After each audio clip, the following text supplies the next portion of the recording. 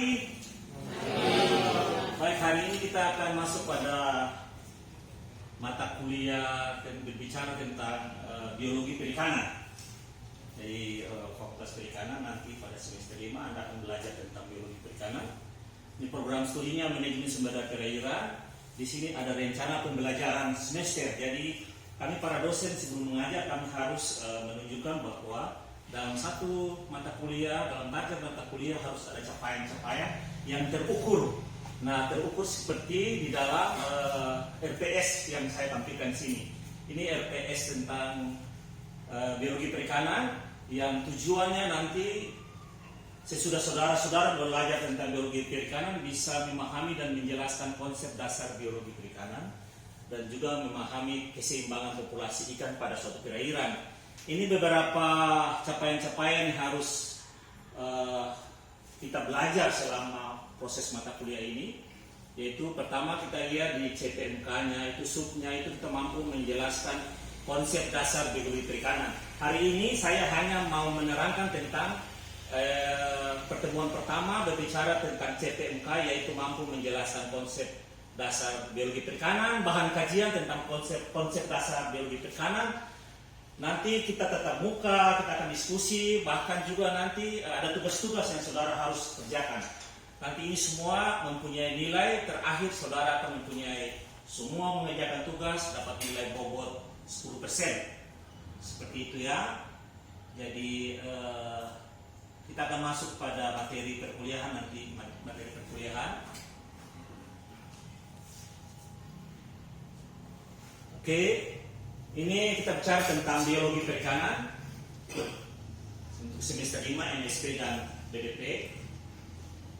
Ada beberapa hal yang kita cerita tentang pendahuluan. Pertama, apa itu biologi perikanan? Jadi biologi perikanan ini adalah ilmu yang mempelajari pengetahuan alam dari ikan tentang bagaimana ikan-ikan dalam populasi itu berpijak, tumbuh dan makan. Jadi konsep biologi perikanan kita lebih fokus pada ikan. Jadi kita bicara ikan itu bagaimana dia berpijak, dia memijak sampai bisa, kalau ikan memijak berarti dia punya anak-anak begitu. Begitupun juga sampai dengan bagaimana dia tumbuh, bagaimana dia makan. Jadi artinya kalau saudara nanti tidak mungkin di ikan kita ingin ikan kecil begini, tapi kita ingin ikan makin hari makin besar. Itulah disebut dengan pertumbuhan. Jadi kedua, itu ilmu yang mempelajari dinamika populasi tentang bagaimana kecepatan populasi ikan tumbuh, mati, dan memperbanyak diri. Jadi ini konsep dari kita belajar biologi perikanan itu sendiri. Nah, pendekatan dalam biologi perikanan ada beberapa. Pertama secara kuantitatif. Kuantitatif kita bicara kuantitatif, berarti itu kita bicara tentang angka, tentang jumlah.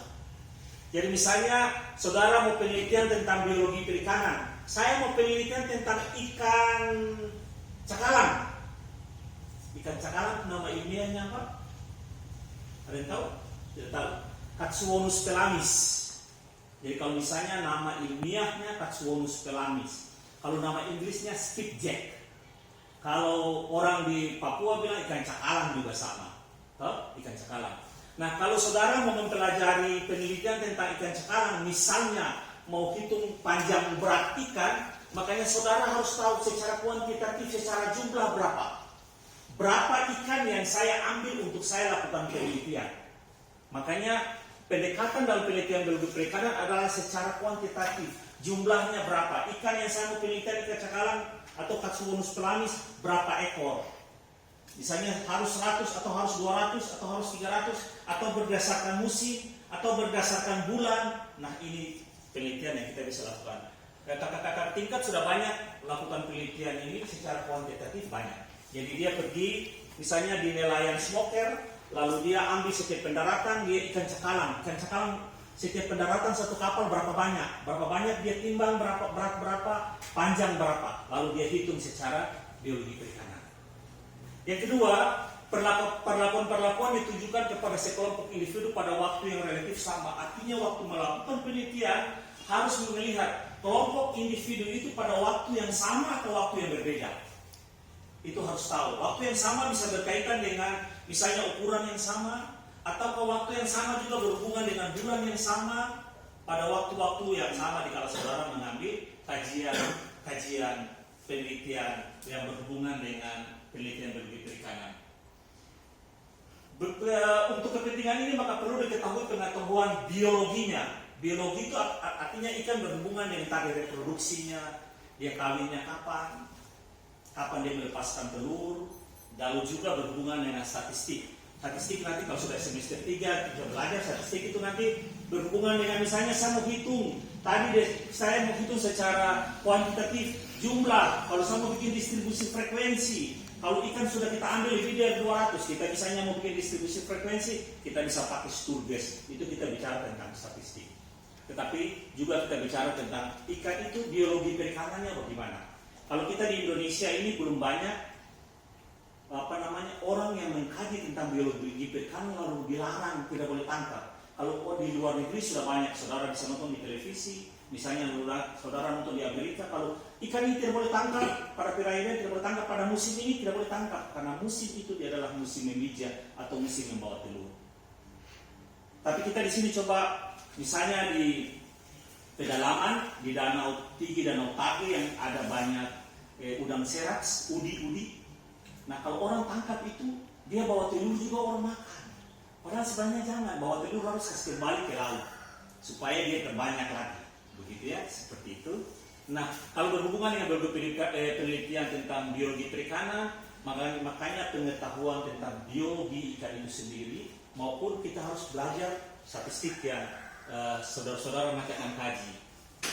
Nah, ini memahami biologi perikanan tujuannya apa? Kalau kita memahami biologi perikanan, tujuannya adalah memelihara keseimbangan populasi. Kalau kita sudah tahu berarti populasi ikan di darat, di air itu jangan sampai habis. Bisa saja habis. Misalnya begini, dulu kalau orang ambil ikan turun pakai bom, buang bom. Jadi buang bom dong, ambil ikan yang besar, ambil tapi yang kecil itu mati ribuan sekali. Kalau banyak buang bom, otomatis keseimbangan itu tidak akan terjadi. Jadi maksudnya kita ambil 10, nanti dia berbanyak yang masih di dalam perut ikan bertelur, dia berbanyak juga lebih daripada 10, sehingga kita ambil 10 ikan masih ada, kita ambil ikan masih ada, kita ambil masih ada. Tetapi kalau kita tidak jaga suatu keseimbangan, suatu ketika ikan itu akan habis. Beberapa di Teluk Cendrawasih sini, misalnya kita punya ikan hiu paus yang muncul begitu hebat, tapi gerakan-gerakan orang yang apalagi orang-orang datang ke sana sering mengganggu habitatnya. Di beberapa daerah sini ada duyung. Duyung itu bukan ikan ya, kalau ikan itu definisinya bernapas dengan insang. Kalau duyung itu bernapas dengan paru-paru. Duyung biasa masuk di sini cari makan di Teluk Cendrawasih, sudah itu dia berputar di sini, sekarang juga sudah habis. Kenapa? Karena orang makan tanpa orang melihat keseimbangan itu. Suatu keseimbangan populasi suatu perairan di mana penangkapan ikan mengikuti norma-norma konservasi. Norma-norma konservasi itu artinya kita menangkap ikan harus memperhatikan norma-norma kehidupan ikan, keseimbangan ikan. Jadi protek ikan, perlindungan ikan itu penting. Jangan suka ambil tanpa dia melihat keseimbangan ikan di alam. Sehingga norma ini sangat penting. Begitupun juga dengan mengusahakan hasil tangkapan yang paling menguntungkan secara lestari dari tahun ke tahun. Secara lestari itu artinya begini. Bulan ini dia tangkap ikan ada, bulan depan dia tangkap ikan ada, bulan berikut dia tangkap ikan ada, dan seterusnya. Sampai pada waktu kita menikah, kita punya anak-anak, tangkap ikan itu juga ada. Artinya itu terjadi keseimbangan. Seperti itu. Jadi ikan tetap lestari. Hari ini ada, besok ada, sampai kita menikah, sampai kita punya anak tetap ada. Itu yang diharapkan. Makanya kajian dari biologi perikanan sangat menentukan. Kita bisa bilang bahwa ikan saat ini mau bertelur, jangan tangkap dulu. Kita bisa berikan informasi ke pemerintah daerah dan seterusnya. Nah, hasil penelitian dari biologi perikanan diharapkan menjadi acuan dalam peraturan-peraturan. Jadi kalau kita melakukan penelitian, lalu kita memberikan informasi kepada pemerintah daerah. Saat ini ikan saatnya memijat, ikan cakalang lagi bawa telur, jangan tangkap dulu. Kita bisa berikan informasi. Lalu pemerintah daerah bisa kasih keputusan kepada nelayan-nelayan, hati-hati jangan tangkap ikan cakalang dulu karena dia bawa telur. Kalau telur kita tangkap, nanti suatu ketika ikan cakalang itu habis di perairan ini. Begitupun juga kalau anjuran itu adalah kepada pemerintah untuk menjaga, memelihara, memperbaiki perikanan. pada suatu perairan dan dari pekerjaan orang-orang yang merugikan serta hal-hal yang menjadi sumber gangguan. Jadi artinya bahwa jangan sampai ada tindakan-tindakan manusia yang mengganggu.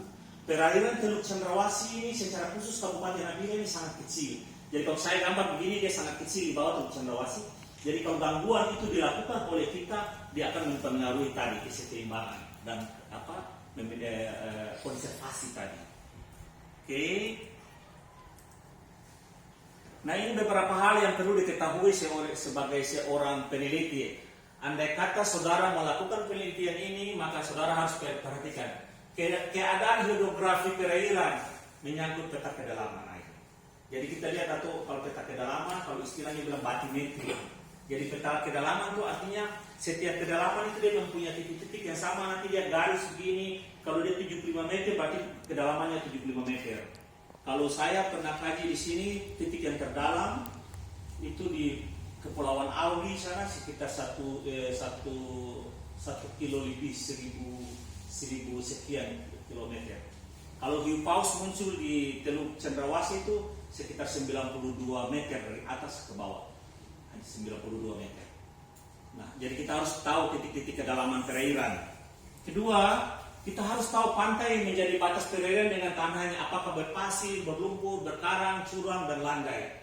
Misalnya kita mau kaji perairan ini, kita harus tahu bagaimana topografi pantai, bagaimana kontur pantai, bagaimana kontur wilayah pesisir, bagaimana intertidalnya. Itu kita harus tahu, sehingga kita harus bisa mengambil keputusan dengan kajian-kajian ini. Bagaimana kondisinya, apakah pantainya, karangnya masih bagus, dan seterusnya begitu. Itu menjadi kajian kita. Lalu tempat pemasukan dan pengeluaran air. Di sini misalnya air tawar masuk bagaimana? Banyak. Saya ada foto udara teman kasih kirim ke kita. Nah, kalau sekarang dengan adanya di daerah atas itu, di daerah Topo, itu banyak yang Topo ke atas terus kilo 62 dan seterus banyak orang yang dulang mas. Dulang mas itu mereka ambil tanah, mereka semprot, lalu ternyata itu airnya mengalir semua bawah suspensi sampai di laut. Nah sampai di laut ternyata pada musim hujan itu air kita punya pantai ini, saudara kalau bisa lihat coklat semakin panjang. Nah sebenarnya itu tidak bagus untuk perairan, karena dia membawa suspensi. Kalau ada karang, suspensi jatuh lalu masuk di polip karang bisa mati. Nah perubahan-perubahan ini yang harus kita tahu, sehingga kita juga suatu ketika orang perikanan janganlah anda tebang-tebang pohon mangrove dan seterusnya. Misalnya Waroke orang sudah tebang, sekarang sudah terjadi abrasi pantai. Jadi tempat itu kita harus tahu. Lalu macam-macam dasar perairan. Kita harus tahu dasar perairan, kita kaji penelitian. Dasar perairannya bagaimana? Apakah perairannya dia berlumpur? Atau perairannya dia berpasir? Atau batu-batuan, karang, banyak bekas tumbuh-tumbuhan. Nah semua kalau mau penelitian dengan biologi perikanan itu harus tahu semua dasar perairannya. Bapak dan saudara harus tahu itu, sehingga waktu membuat tulisan, melaporkan dalam entah itu di skripsi, harus semua ini kelihatan. Begitu. Selanjutnya yang menutup permukaan perairan. Artinya kalau kita yang menutup permukaan perairan ini apa? Kalau misalnya paling bagus itu memang kita lihat perairan yang kita lihat sangat baik, tidak ada pembuangan plastik yang hebat. Sekarang Nabire ini juga termasuk, saudara kalau berjalan di pantai pelabuhan, coba lihat di pesisir itu orang buang sampah sekarang sangat banyak, termasuk kita juga, termasuk mahasiswa juga, termasuk banyak orang, pemerintah juga. Nah ini salah. Sebenarnya kalau plastik ya jangan dibuang di situ lah, dia simpan sampai di rumah baru dia bisa pakai ulang lagi begitu ya. Oke. Jangan sampai kita lihat begini, penelitian ini ternyata yang banyak itu plastik yang menutup perairan. Bahaya kalau sampai sudah plastik menutup perairan. Yang berikut tumbuh-tumbuhan atau benda-benda lain yang menjadi perlindungan ikan. Jadi shelter, artinya tumbuhan dan benda lain yang menjadi perlindungan. Artinya kalau di situ ada misalnya tumbuhan, ada lamun, lalu ikan masuk itu dia sebagai shelter, dia melindungi. Jangan sampai itu rusak. Atau ada mangrove itu dia akarnya ada, kalau rhizopora akarnya seperti begitu, ya itu dia untuk berlindung di bawah. Nah itu semua kita harus tahu. Di dalam saudara nanti akan membuat laporan. Lalu sifat-sifat kimiawi perairan. Nah, kalau sifat kimiawi perairan kita bisa ukur. Kita bisa ukur. Misalnya kita pakai pH, berapa kondisi perairan itu kita harus tahu. Nah, di dalam kajian penelitian ini saudara harus bisa tahu semuanya. Oke, lalu berikut bagaimana penyebaran suhu perairan. Suhu perairan, kalau suhu kita ukur pakai termometer, misalnya di sini suhunya berapa, di sini suhu berapa, di sana suhu berapa, kita tahu. Karena perbedaan suhu sangat berpengaruh pada ikan. Sehingga sekarang kan orang takuti dengan adanya bumi semakin panas, semakin cair, ini akan terjadi perubahan suhu. Itu sangat berpengaruh pada ikan. Ikan yang tidak bisa toleransi dengan suhu bisa dia mati. Oke. Lalu bagaimana habitat semi perairan tersebut? Habitat itu artinya kalau bicara habitat itu berarti dia punya lingkungan hidupnya. Bagaimana ikan punya lingkungan hidup sekitar itu saudara harus pelajari. Sehingga saudara harus tahu bagaimana dengan kondisi perairan. Penelitian di laut bebas harus diberikan pada waktu pengadakan penelitian adalah ini di laut bebas, di laut yang kontinental, itu laut yang sudah lebih dari 200 meter ya. Kalau penelitian ini letak garis dan bujur lintang kalau sudah jauh. Kalau masih di daerah yang teluk ini masih enak, kita masih gampang. Tapi kalau sudah di luar, kita harus tahu bagaimana letak garis dan bujur. Lalu bagaimana kondisi salinitas itu kadar garam. Di perairan itu berapa kadar garamnya. Kalau kadar garam kita ukur pakai refraktometer. Saudara kalau kemarin sudah praktek ekologi laut, ekologi perairan pasti sudah tahu bagaimana melihat kadar garam menggunakan refraktometer. Lalu bagaimana suhu perairan. Lalu kalau berhubungan dengan ikan, nama spesies. Nama spesies itu ikan apa? Misalnya tadi, kalau ikan cakalang itu Katsuwonus pelamis. Katsuwonus itu genus, pelamis itu spesies. Nah, saudara harus tahu ini. Nah, saya sangat berharap kalau saudara yang nanti penelitian biologi perikanan, misalnya penelitiannya dia lakukan di salah satu kampung, misalnya di Napang. Sekarang kita kehilangan nama-nama asli orang Napang yang bisa bilang nama secara lokal. Ini yang kita hilang. Harusnya ada. Misalnya seperti biakumi. Tahu biakumi toh? Orang Napang? Tahu biakumi yang dia lingkar-lingkar begini itu. Ya, kalau biakumi itu nama ilmiahnya Teleskopium.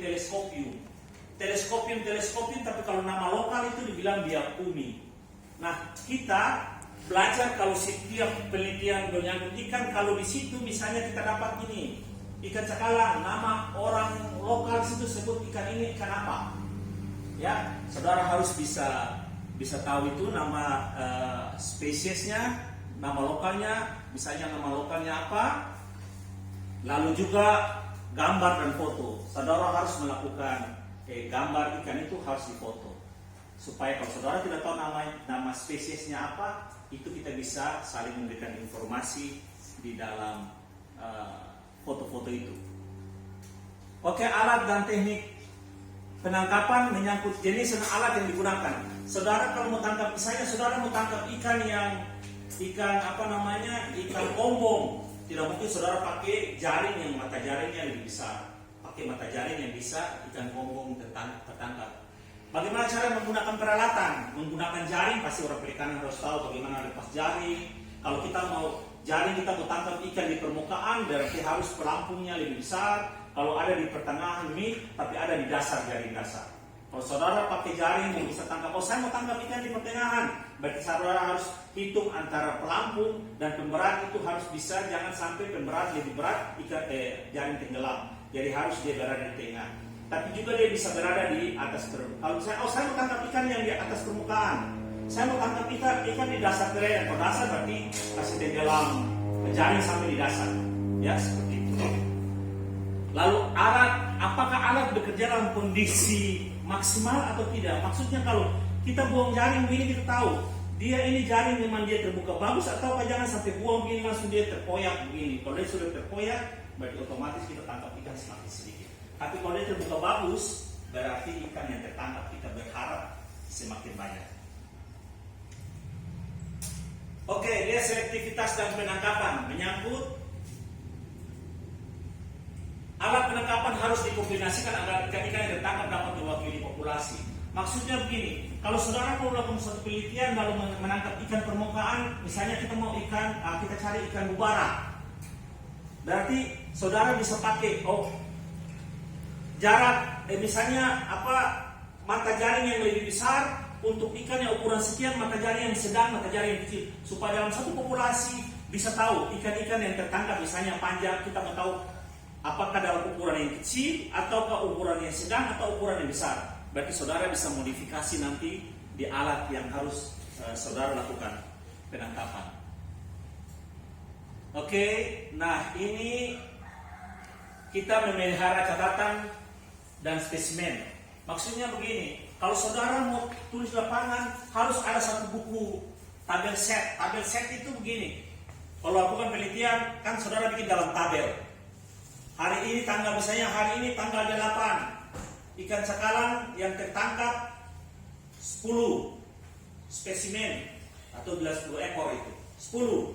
Tanggal misalnya tanggal 9 yang tertangkap 12, tanggal 11 yang tertangkap 3. Nah itu yang kita bilang harus ada membuat tabel-tabel supaya saudara bisa mencatat selama penelitian berapa jumlah ikan yang tertangkap.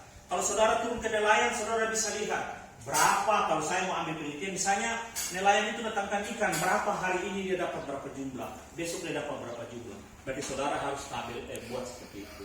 Lalu kedua, saudara harus mencatat data pada waktu saat itu dan jangan ditunda. Jadi maksudnya pada saat itu saudara mencatat, jangan ingat saja nanti pulang baru saya di rumah saya mau catat. Pada sampai tengah jalan teman panggil makan langsung sudah lupa tadi ikan yang berapa. Jadi jangan tunda, tapi pada saat itu harus catat. Setiap penelitian biologi perikanan pada saat apapun juga saat itu harus dicatat. Berapa yang saudara dapat, misalnya saudara dapat ukuran sekian, saudara harus tulis ukuran sekian, panjang dan berat pada saat itu saudara harus tulis. Jangan ditunda dan jangan sampai lupa.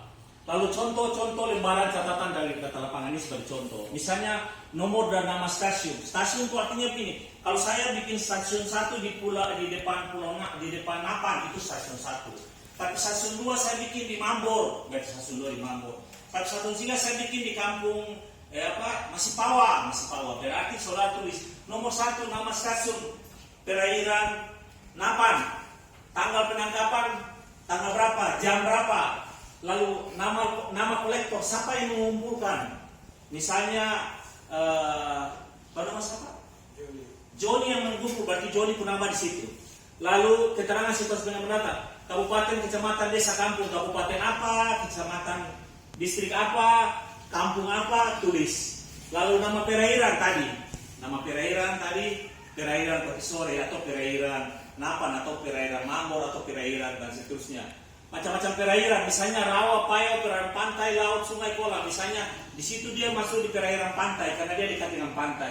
Tapi kalau sudah laut jauh berarti kita masuk di laut. Kalau misalnya dia rawa payau itu berarti kalau rawa payau itu air yang turun bercampur antara air asin dan air tawar itu nanti jawab. Dia jadi air payau. Tapi kalau rawa berarti air yang tegangan yang rasa asin itu rawa payau. Lalu dia misalnya stagnan, air bergerak atau tidak bergerak. Itu ditulis. Lalu tipe dasar perairan bagaimana? Harus lihat dasar perairan. Kalau dia tidak terlalu dalam, misalnya tekakannya sangat dalam, jadi dia tidak bisa lihat dasar perairan. Tapi kalau dia dekat, dia bisa tahu. Dasar perairan adalah banyak sekali, misalnya substratnya karang, lalu ini banyak lamun, di atasnya itu banyak mangrove, lalu di bawah itu karang sangat banyak. Harus tulis semua di dalam. Saudara membuat penelitian ini. Nah ini keterangan perairan.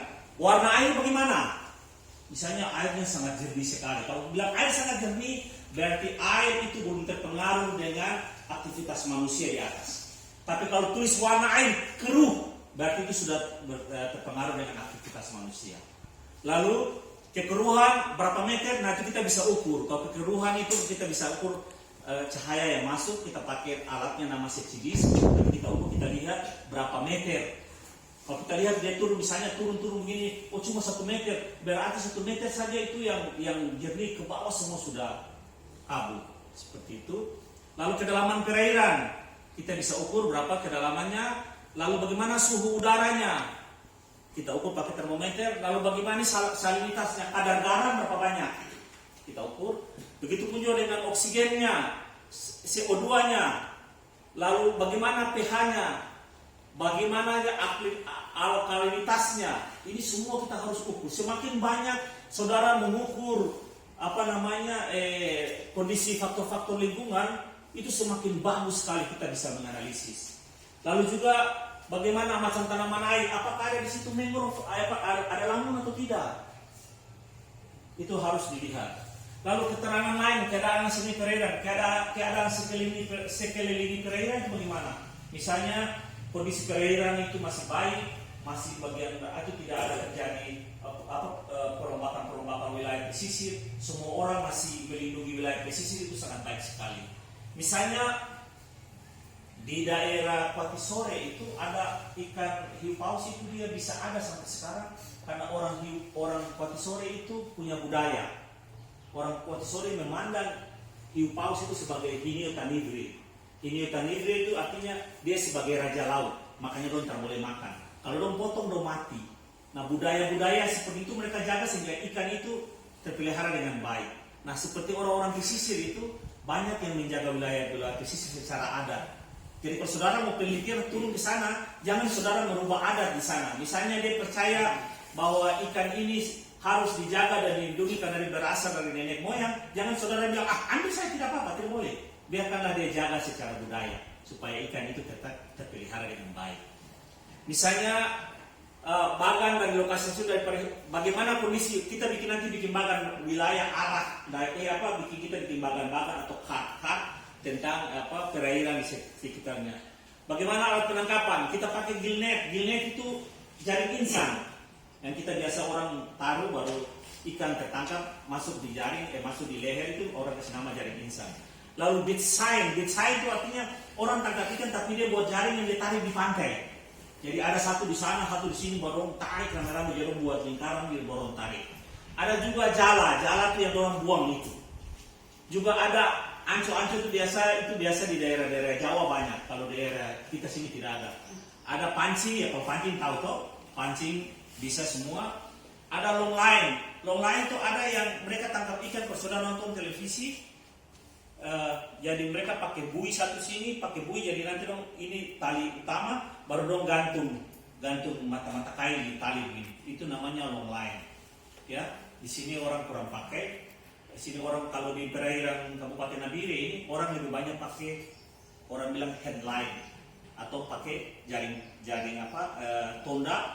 tonda diseret, atau mereka pakai pancing tangan. Kalau di Nabire lebih banyak seperti itu. Bubu, biasa orang pakai bubu itu nanti lebih anyam dari biasa bambu baru ke tenggelam. Tapi kalau bubu banyak di tempat lain itu dia merusak. Kenapa? Karena orang taruh biasa di atas karang. Harusnya kalau ada karang di sini dia harus taruh di tengah-tengah. Kalau bubu itu nanti dia punya moncong begini, dia begini. Baru ada moncongnya di bawah begini. Jadi kalau ikan masuk begini, ikan karena tidak bisa lihat ke atas, dia tidak bisa keluar. Jadi nanti dia di dalam situ orang bisa tangkap. Ini jenis-jenis alat tangkap, saudara harus tulis ini daerah setempatnya bagaimana, jenis ini yang tertangkap. Maksudnya jenis yang tertangkap, misalnya daerah setempat itu orang sebut apa. Kalau misalnya tadi ikan cakalang, di sini bilang ikan cakalang. Kalau di Indonesia ya ikan cakalang. Kalau ilmiah tadi dibilang Taxonomus pelamis. Lalu ekonomis atau tidak? Ekonomis. Artinya kalau ekonomis itu berarti ikan cakalang dibuat jual itu orang beli. Lalu jumlahnya berapa? Misalnya tadi jumlahnya 30, berarti itu ada 30. Seperti itu. Begitupun juga dengan ikan-ikan lain. Bila saudara melakukan penelitian. Nah, tabel-tabel seperti begini saudara harus buat setiap waktu melakukan penelitian, setiap tanggal. Agar ini menjadi saudara tahu, nanti inilah yang diolah menjadi data dalam saudara nantinya melakukan membuat skripsi. Ya, kita sampai di situ dulu. Nanti ini besok kita akan masuk di materi sampling. Tapi saudara, nanti saya berikan tugas. Saudara nanti berjalan ke daerah misalnya di sini smoker, lalu saudara membuat tabel seperti tadi, lalu mengecek setiap pendaratan ikan oleh nelayan. yang melakukan penangkapan di situ, terutama ikan cakalang. Lalu saudara lihat pendaratan ikan hari ini kita nanti bagi 2 kelompok atau kita bagi 3 kelompok, kita kelas nanti bagi. Lalu saudara turun dan saudara lihat trip penangkapan. Misalnya kalau trip penangkapan itu dihitung mulai dari dia pergi sampai dia balik, itu yang disebut satu trip. Kalau satu trip itu artinya dia berangkat hari ini, 2 hari dia tangkap, dia kembali. Lalu saudara ditanya, yang penangkap ikan siapa nama, berapa trip, jumlah ikan cakalang berapa. Kalau saudara juga nanti bawa timbangan dan bawa bawa meteran, nanti ukur. Jadi nanti kita bagi 3 kelompok seperti itu, lalu saudara akan melakukan penelitian kecil di nelayan smoker. Karena nelayan smoker adalah nelayan yang banyak aktivitas penangkapan ikan cakalang. Bisa mengerti? Ada yang bertanya? Tidak ada? Saya berpikir seperti itu. Ketua kelas sudah ini nanti bagi kelompok, lalu minggu depan kita ketemu di sini pagi, lalu kita sama-sama pergi untuk mengecek aktivitas penangkapan oleh nelayan setempat. Bisa? Bisa. Oke.